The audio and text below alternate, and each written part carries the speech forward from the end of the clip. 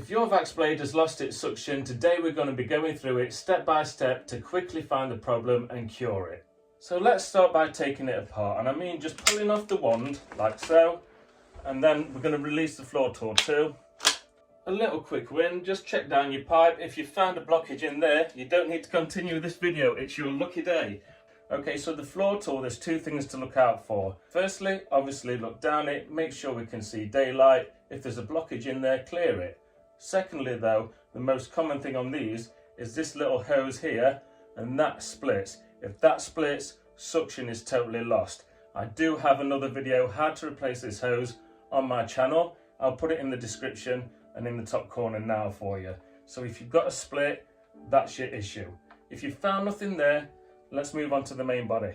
The first obvious area in the main body is this part here that goes into the bin. Just make sure you can see through there, again to make sure you haven't got anything blocked in there. Now don't worry if at this point you've not found anything, because another big problem with these is a blocked filter. Now that doesn't sound like it would lose suction, but it really does. If your filter is really dusty, it acts as a barrier in front of your motor, so it can't suck through your floor tool, through your pipe and through your filter, okay, because it's totally blocked. To take out the filter, you just twist that lid there and pull it out, and then you've got a filter here that can be washed. I'll show you how to do that on my full cleaning video in just a second for you. Also in here you normally would have another filter. This is a customer's and she's got hers missing.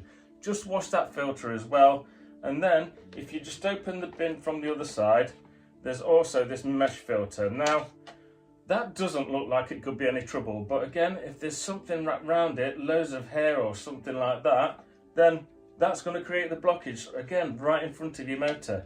Before I go, I'm going to show you quickly how to put this thing back together, because I hate leaving people in the lurch. So the little mesh thing that goes inside, that just pushes in and then twists clockwise to lock. The filter that's missing would go in this part here, and then this main filter, there's a little flap here that goes in down first. So basically the idea is when you take it out and it's in there, you can pull it out. That goes in first, and then that goes on, and you've got these little unlock and lock symbols, yeah? So line it up with the unlock, and then you just twist it clockwise and it locks. Thank you for watching, and I hope you found this video helpful. I'm going to put all the Vax Blade videos in the description, and this next one is the one I mentioned earlier, which is how to clean your Vax Blade, including that filter.